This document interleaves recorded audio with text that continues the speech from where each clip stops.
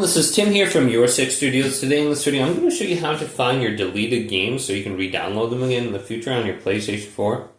So just on your account here, go all the way over to your library. Select this and go on down to where it says purchased right here on the left. So if you ever bought something on your account, they should show up under here.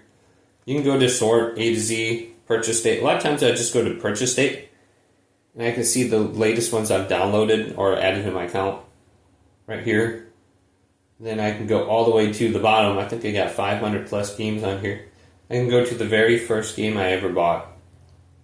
So if you accidentally deleted something, you can see the first thing I ever had was Share Factory, and then Pure Pool, Minecraft, The Playroom, Among Us.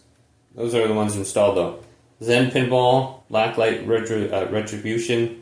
So this is what I was playing when I first got my PlayStation.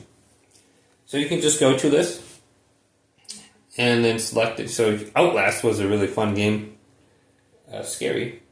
So just select it and there should be an option to download it right there. And you can get it back on your PlayStation. Hopefully this video did indeed help you out.